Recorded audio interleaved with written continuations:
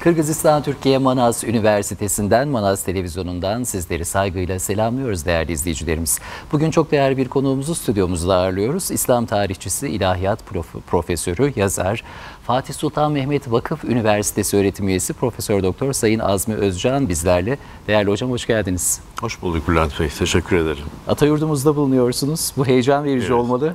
İnanılmaz. Bir de bu toprakların tarihine aşina olmanın verdiği bir heyecanı da ilave edince hakikaten kendimi çok bahtiyar hissediyorum. Ne kadar güzel. Dün de zaten o mutluluğunuzu biz Eyvallah. verdiğiniz konferansta da hissettik. Heyecanınızı da görüyorduk. Buna karşılık da aldınız. Eyvallah. İzleyiciler de, dinleyenler de gayet dikkatle sizi dinlediler ve engin birikiminizden, bilgilerinizden faydalandılar. Çok teşekkür ediyoruz tekrar. Ben teşekkür ederim. Hakikaten gençlerin gözlerindeki ışık beni çok umutlandırdı ve Türk dünyasının geleceğine yönelik beklentilerimin boş olmadığını gösterdi bana.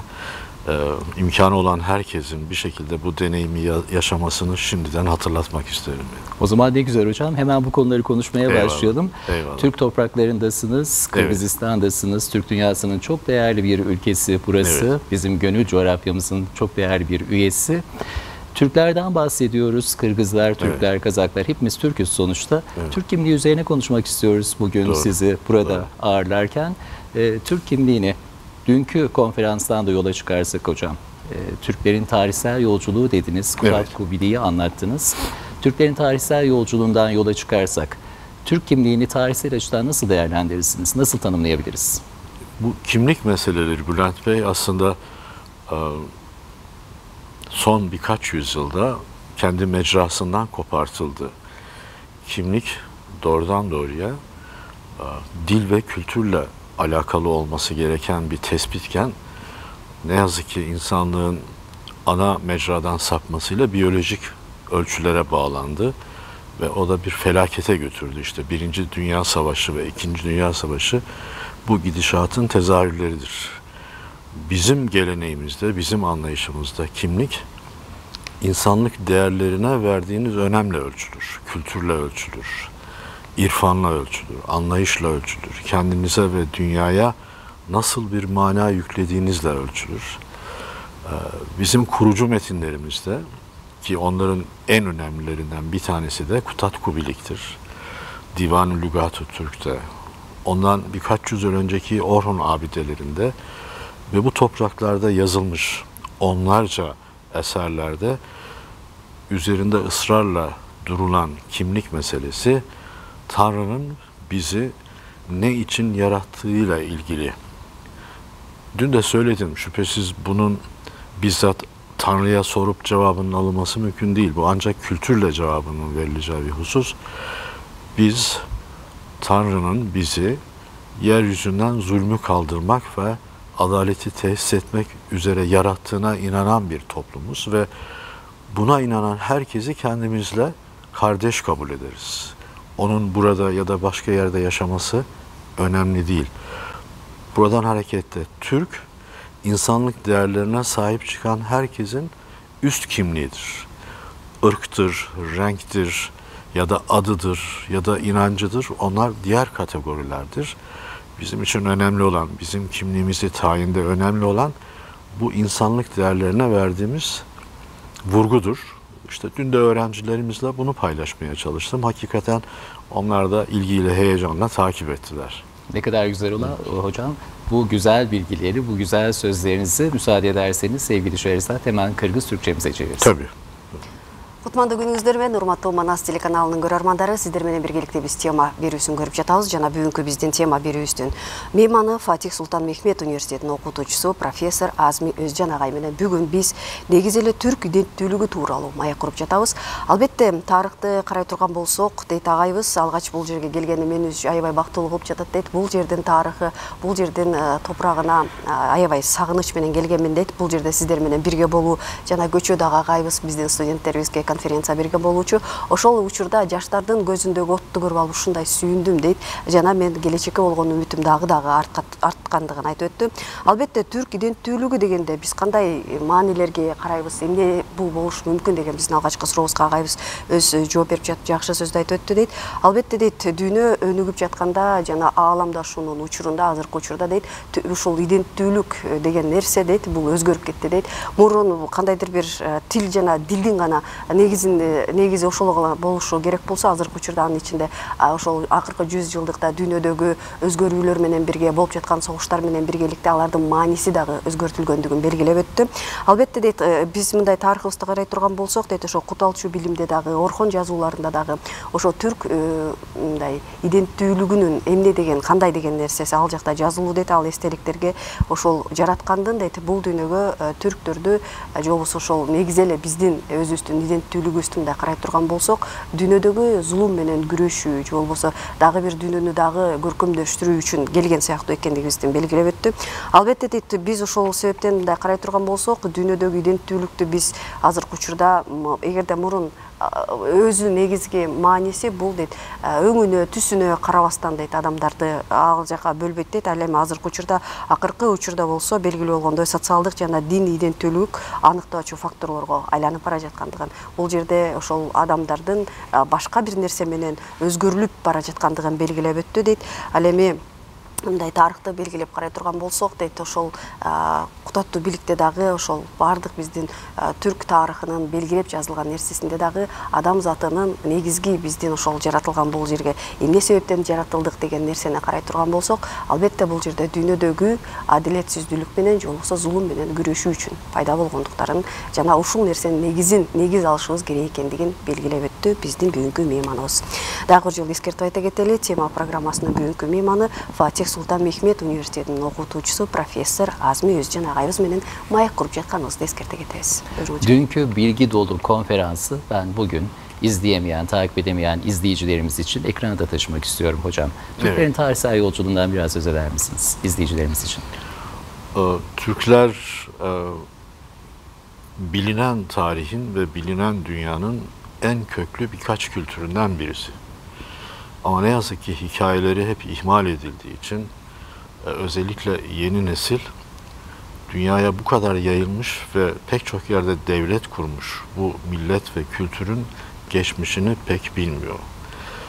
Bilmedikleri için de başkalarının yazdığı hikayelerin peşinden gidiyor ve tarihlerini parçalıyorlar. Benim bu tür konferanslarda vermek istediğim asıl mesaj, biz aynı köke bağlı dallarız.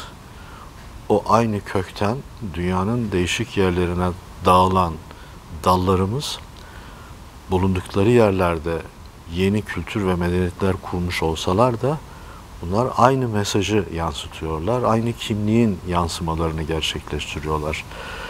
Dolayısıyla Avrupa'da kurulan bir Hun Türk devleti ile Hindistan'da kurulan bir Babürlü devletinin değerleri birbirlerinden farklı değil. Ya da Kuzey Afrika'da. Mesela pek çok kimse bilmiyor. Anadolu'da bazen tartışılıyor. İşte bizim Yemen'de ne işimiz var, bizim Mısır'da, Gazze'de ne işimiz var diye soruyorlar. Halbuki bizim Mısır'daki devletimizin tarihi 868. Yani Türkler Mısır'da 868 yılında Tolunoğlu Devleti diye bir devlet kurmuşlar. Yemen'deki devletimizin tarihi 1250.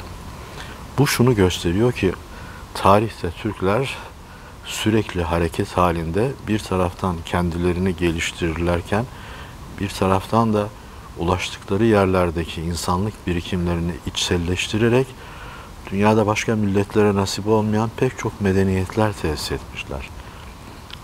Şöyle tarihe baktığınız zaman insanlığın bugüne kadar yaklaşık 150 milyar civarında bir nüfus teşkil ettiğini, bunların pek çoğunun medeniyet kuramadan tarihe intikal ettiğini görüyoruz. Ama medeniyet kuranların içerisinde de en temel olan kültürün Türkler olduğunu görüyoruz.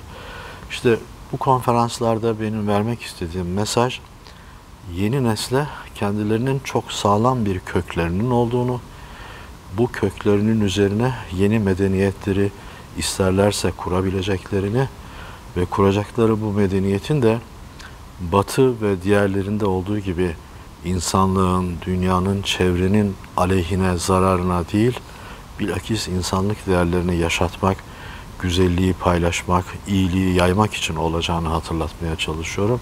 Çünkü biz, hatırlattığım gibi, kurucu metinlerin ifadesine göre yeryüzünden kötülüğü ortadan kaldırmak üzere var olduğumuza inanan bir milletiz ve bunu da yaşatmak lazım. Gençlerimiz ne kadar şanslı hocam. İnsanlık tarihine büyük izler bırakmış, Doğru. medeniyetler kurarak insanlığa büyük faydalar sağlamış bir ecdadın torunları onlar. Doğru. İzleyecekleri tek yol var, ecdadımızın yolu. Sevgili gençleri, Doğru. demek ki hocam her zaman çalışmayı, Doğru. onları geçmişini tanımayı öneriyoruz değil mi? Doğru, çünkü muhtaç olduğumuz bütün çalışma enerjimiz, azmimiz, ışığımız bizim geçmişimizde var. Fakat ihmal ettiğimiz şey onları geçmişte bırakmak. Eğer onlar geçmişte bırakılırsa toprağın altındaki madenler gibidir. Bugüne faydası olmaz. Ya da raflardaki kitap gibidir. Hayata faydası olmaz. Kutat Kubilik onun için şöyle bir ifade kullanır. Mesele sadece bilmek değil, aynı zamanda onu kılmaktır. Onu hayata aktarmaktır. Eğer o geçmişinizdeki değerleri her nesil kendisi yeniden inşa edemezse, yaşatamazsa onların bize hiçbir faydası olmaz. Sadece güzel bir resim olur. Onu da duvarda süsleriz. Fakat hayatımıza etkisi olmaz. Bizim üzerinde durmamız gereken şey o değerleri bugüne taşımak, bugünün diliyle taşımak, bugünün insanın ihtiyaçlarına yönelik taşımak. Bu nasıl olacak? Bu da bilgiyle olacak elbette. Bunu bilgiyle harmanlayacağız. Bunu çalışmakla harmanlayacağız. Yine Kutat Kubilik der ki, Allah adildir, herkese akıl verir, fakat bilgi çalışmakla olur. Hayatı da, tarihi de akılla değil, bilgiyle yaparsınız, çalışarak yaparsınız. Eğer bunu iyi insanlar yaparlarsa, yani bizim kültürümüzün insanları yaparsa, o zaman hakikaten yeryüzünden zulüm ortadan kalkar. Ama kötüler yaparsa, işte yaşadığımız dünyada olduğu gibi, o zaman dünyaya kötülük hakim oluyor. Allah bizi bundan korusun. Çünkü kötülük hiç tarifi mümkün olmayan bir şey. Ve orada bütün mazlumlar, bütün insanlık katlediliyor ve biz çaresiz izlemek durumunda kalıyoruz. Gençlerimiz bilgiyi, haiz, teknolojiyi kullanabiliyorlar hocam. İnşallah ecdatlarının yolundan giderek bu bilgiyi en doğru şekilde kullanacaklar ve insanlığı refaha erdirecekler İnşallah. diye umuyoruz. İnşallah. Sevgili Şerizat. Чоң рахмат, урматтуу биздин көрөрмандарыбыз, биз сиздер менен биргеликте ошол кадырлуу мейманыбыз менен маек куруп жаткан чагыбыз. Акайыбыз кечээ күнү болсо ошо биздин жаштарыбыз үчүн түрктөрдүн тарыхтагы изи, же болбосо сапары тууралуу Жакшынакай бир өзүнүн ошол тарых тууралуу конференция берип өттү. Албетте дейт, биз мындай карай турган болсок, азыркы учурдагы биздин катабызбы же болбосо жакшы бир мындай терс, жаман бир сапатыбызбы дейт, бул өзүбүздүн тарыхыбызды биз унутуп койгондойбуз дейт, билбейбиз дейт, же болбосо башка бирөөлөрдүн жазган нерсеси менен анан өзүбүздүн тарыхыбызды үйрөнөбүз дейт. Андай эмес дейт, эгерде мындай карай турган болсок дейт, биз баарыбыз ошол мындай өзөгүбүз бир болгон бир бактын бутактары сыяктуубуз дейт баарыбыз. Биз ошону унутпашыбыз керек. Унутпай эле, билип эле жүрө бербестен аны бул жашоодо да жашатышыбыз керек дейт. Албетте дейт, азыркы учурда ошол тарыхты карай турган болсок дейт, Европада же болбосо Индияда мамлекеттер курулган болсо дейт, түрк тилдүү ошол мамлекеттер курган болсо дейт, демек ал жакта маданияты менен ошол Жакшынакай ошол жараткандын бизге берген, биз бул дүйнөгө негизи эле түрктөр жакшылыкты жайылтыш үчүн, жакшынын жанында болуш үчүн, жакшыны жандаш үчүн жаратылган сыяктуубуз дейт. Так ушуну биз өзүбүздүн жашообузда жашатышыбыз керек экендигин белгилеп өттү. Жана ошондой эле дүйнө табиятындагы, дүйнөсүн дагы өзгөртпөстөн ошол дүйнөнүн ошол тарыхыбызды карай турган болсок, ар бир материкте дагы түрк мамлекеттери курулгандыгын, тарыхыбызды жакшы билип карай турган болсок бар экендигин, ошол Африкада болобу, Йеменде болобу, түрк тилдүү калктардын мамлекеттери болгондугун айтып өттү. Муну эч качан унутпашыбыз керек дейт. Жана азыркы учурубузда дагы биз жашатышыбыз керек экендигин белгилеп өттү. Албетте дейт, ошол куталчу билимде жакшы бир сөз бар дейт. Эгерде биз ошол тарыхыбызды биле турган болсок дейт, аны бул жашоодо пайдаланбасак, китеп жекчесинде чаң басып турган китепке окшош дейт. Биз аны алып карап дейт, ошол Жакшынакай сүрөттү жашатышыбыз керек дейт. Бул биздин ар бирибиз биздин мойнубузга берилген парз экендигин белгилеп өттү дейт. Ошондой эле ошол тарыхтын мындай карай турган болсок дейт, ошол тарыхтыбызды биз жашообузда жашатышыбыз керек жана аны азыркы керектүү болгон тил менен көрсөтүп билгишибиз керек экендигин белгилеп өттү. Анткени бул жашоодо ошол кабыл алуу технологиялары же болбосо сүйлөшүү нерселер өзгөрүп жатпайбы, ошол жаатында дагы заманбап нерселерден сыртта калбашыбыз керек экендигин белгилеп өттү. Албетте дейт, кут алчу билимде да жазылган дейт, акылды жараткан баардык адамдарга берген дейт. Бирок билим бул аракет менен келет дейт. Демек биз ошол экөөнү айкалыштырып, бул жашоодо дагы биздин ошол ата-бабаларыбыз кандай нерсени үйрөтүп кеткен болсо, биз ошону жашатышыбыз керек дейт. Муну эч качан унутпашыбыз керек дейт. Билип эле бир жерге унутуп койбостон, аны бул жашоодо пайдаланышыбыз керек дейт.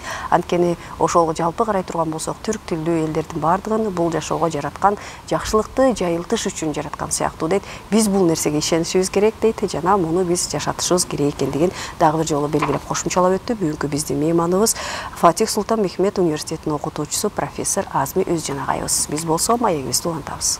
Çok rahmet. Bir parantez açıp Kutatkubilik'ten bahsetmişken, bilginin de önemini vurgulamışken, mutluluk veren bilgi ya da kutlu olma bilgisi diye çevirebileceğimiz belki de Kutatkubilik'le ilgili biraz bilgi verebilir miyiz hocam, özellikle gençlerimize? Elbette Bülent Bey.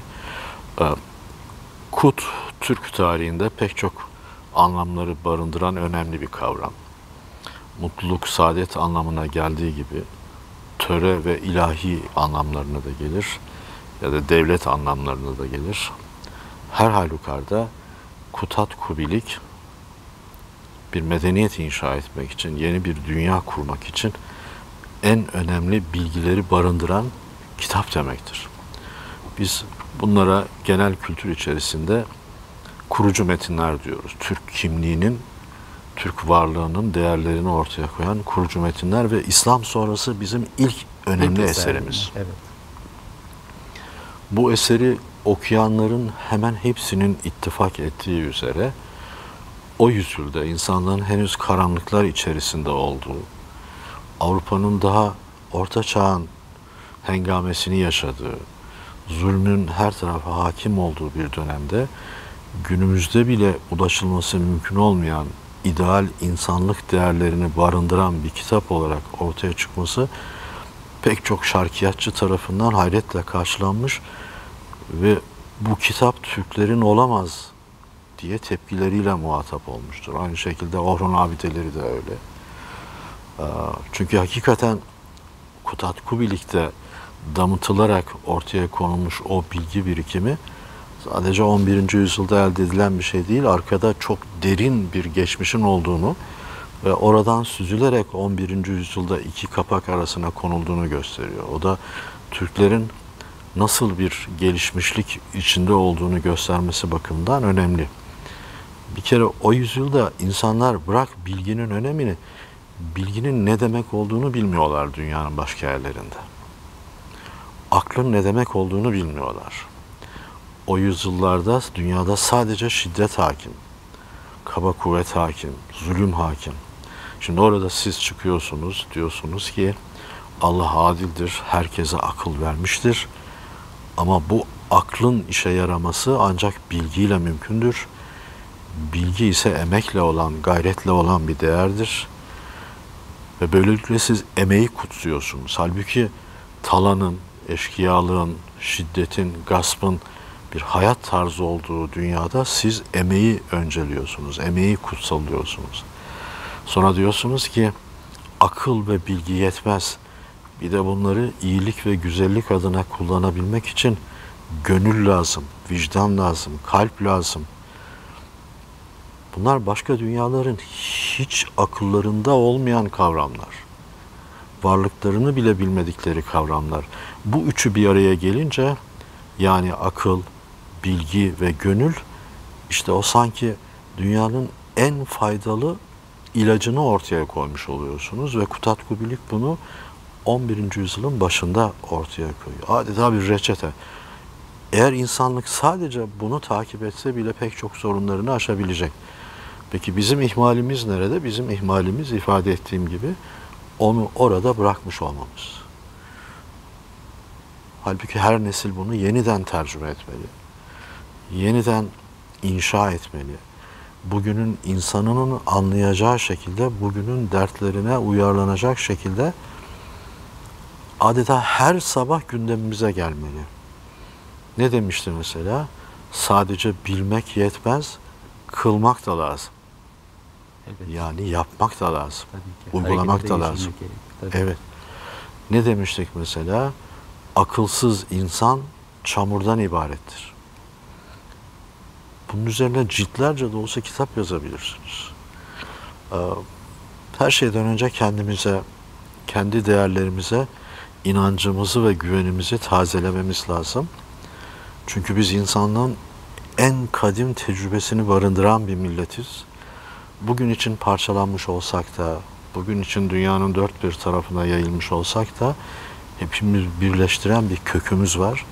Ve o kökümüzden alacağımız güçle, kuvvetle insanlığın ihtiyacı olan reçeteleri yeniden yazabilecek birikime sahibiz.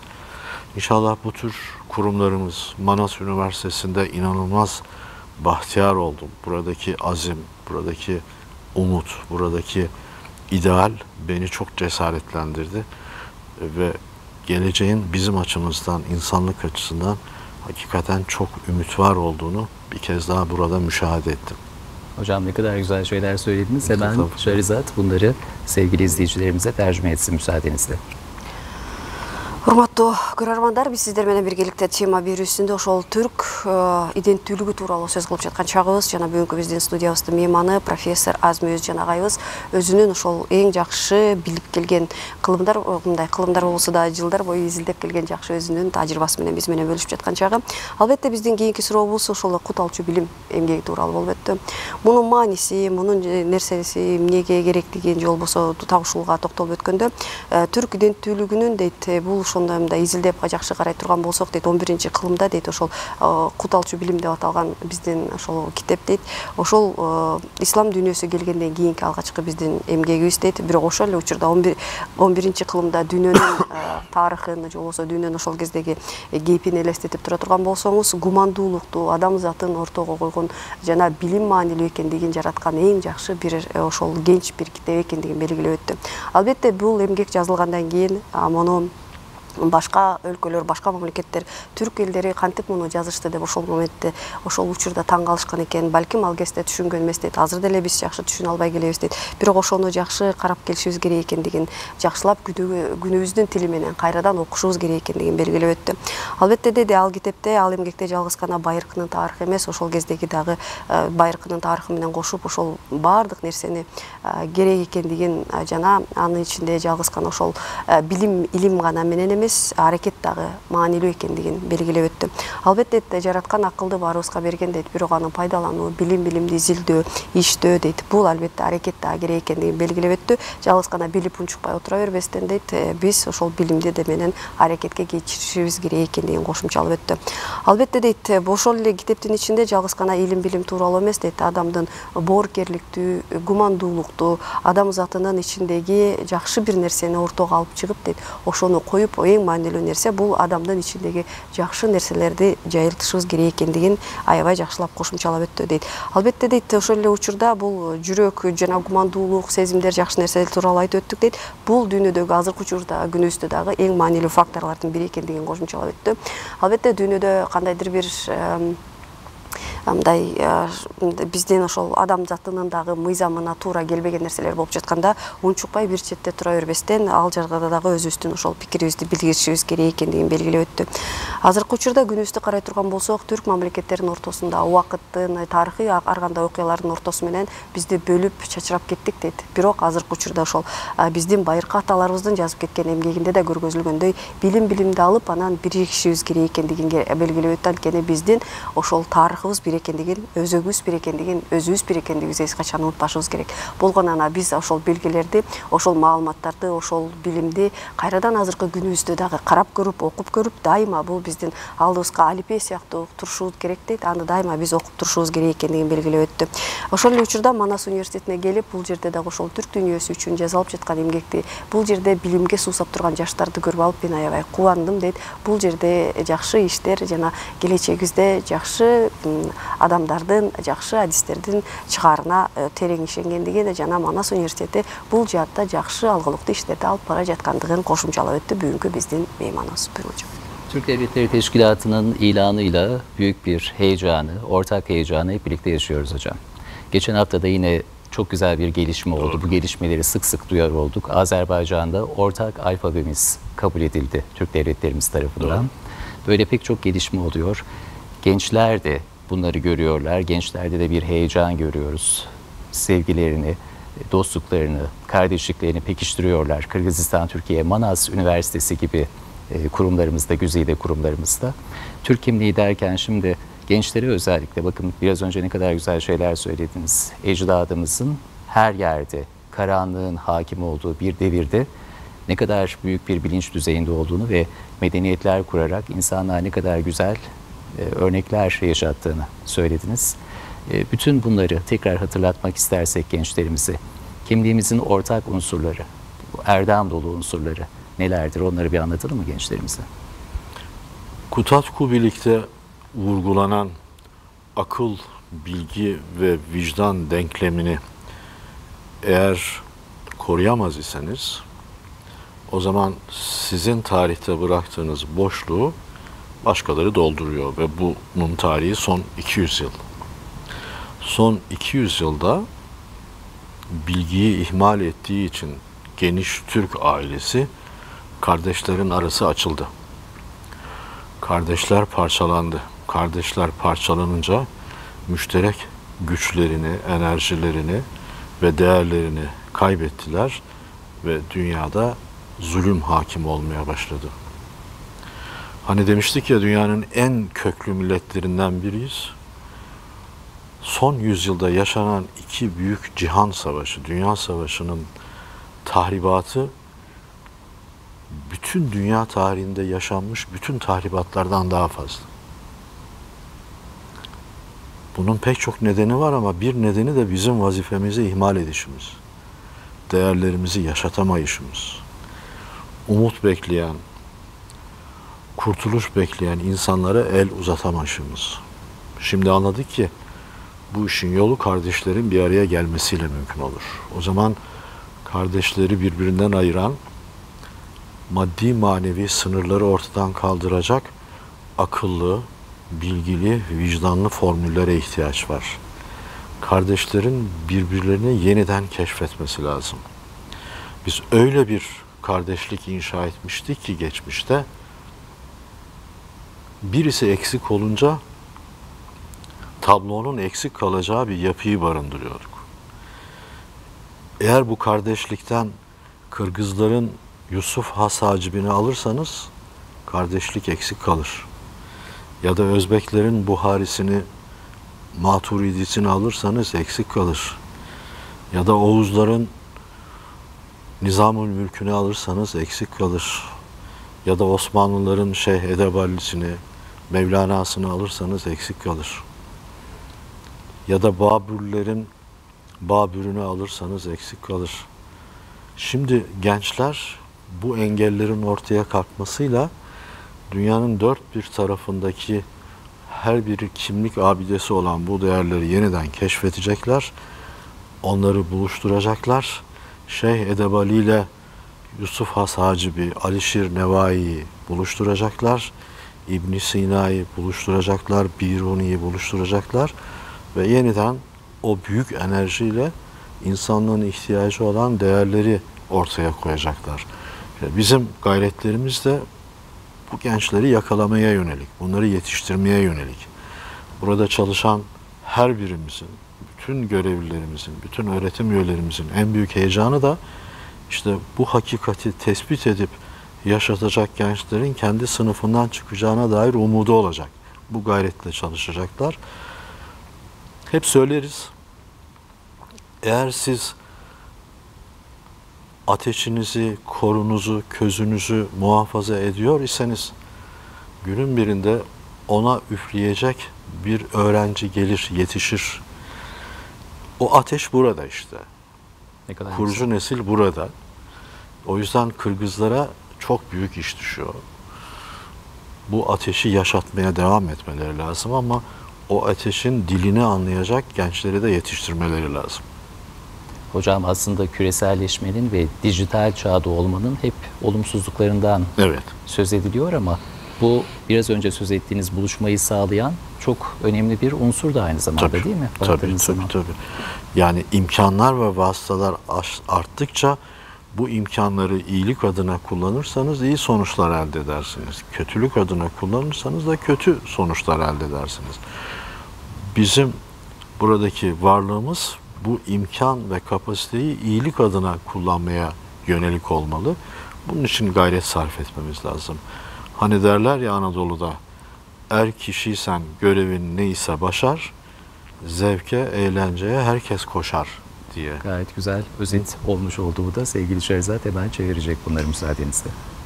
Урматтуу биздин көрөрмандарыбыз, биз сиздер менен биргеликте так ушул түрк иденттүүлүгү тууралуу сөз кылып жатабыз. Бүгүнкү биздин студиябыздын мейманы илим адамы, окутуучу Азми Өзжанагайыбыз экендигин эскертип айта кетели. Албетте түрк кеңеши курулгандан кийин бизди кубанткан жакшы бир жаңылыктар байма-бай келип турат. Булардан акыркысы катары ошол Азербайжандагы болгон түрк кеңешинин жыйыны менен түрк калктарынын ортосундагы бирдиктүү алфавит тууралуу дагы жакшы бир кабарды уктук деди. Жана бул тууралуу агайыбыздын өзүнүн пикирлерин сураганыбызда айтып өтпөдү дейт. Бул дүйнөдө дейт адам баласынын жашоосуна негизи эле дүйнөдө акыл, билим жана ошолордун мындай виждан деген жакшы сөз бар түрктөрдүн кыргызчага. Биз кыргызчалаганыбызда уят бир сезим болуш керек, бир нерсеге айбыгуу, бир нерсени билүү жана бир нерсени кылып жатканда ошол экиге жоопкерчилигин ала билүү. Ошол нерсе аябай керектүү деди. Ошол бир түрк дүйнөсүндөгү бир туугандар дейт. Ошол биз да сөзүбүздүн башында айтып өткөндөй ар кандай тарыхый окуялар менен бөлүнүшүп кеттик дейт. Ыдырап кеттик дейт. Бирдиктүү боло албай калдык дейт. Анткени акыркы 100 жылда болуп өткөн эки дүйнөлүк чоң согуш дагы өзүнүн бул жердеги кандайдыр бир таасирин тийгизди дейт. Албетте биз жалгыз гана бир туугандарыбыз арасында материалдык же болбосо моралдык гана колдоо болбостон өзүбүздүн бир экенибизди эстешибиз жана кайрадан таанышышыбыз керек экендигибиз шарт деди. Жана түрк дүйнөсүндө мындай белгилүү бир адамдардын, аалымдардын аттарын атап өттү. Биздин агайыбыз ошол эле ошол Бабурду болобу же болбосо Осман империясындагы өзгөчө илим адамдарынын баардыгын атап өттү дейт. Аларды биз жалгыз атаганга болбойт дейт. Алардын баардыгын биз бирдиктүү аташыбыз керек дейт. Бирөө бирүүсүз жетим калган сыяктуу дейт.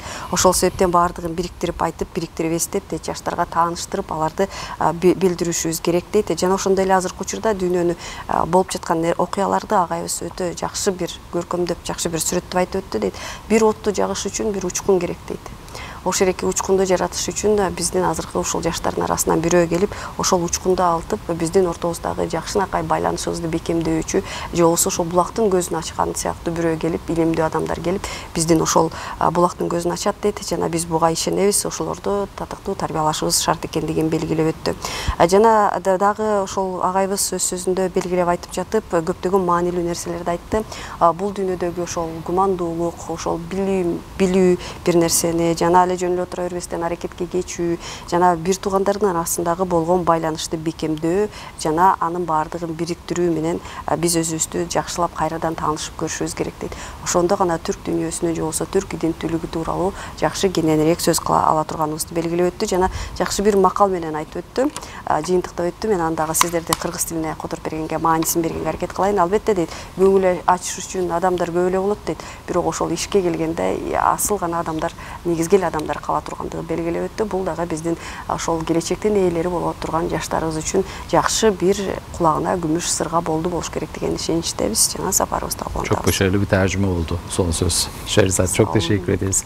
Kıymetli hocam, dün üniversitemizde verdiğiniz konferansla başlattığınız bilgi şölenini bugün Manas televizyonumuza taşıdınız. Bugün burada çok güzel konulardan söz ettiniz gerçekten. Türk kimdir, ecdadımız neler yapmıştır, Kutatku Bilik gibi İslamiyet'i kabulümüzden sonraki en önemli eserimiz nedir, neden bahseder, bunları söylediniz.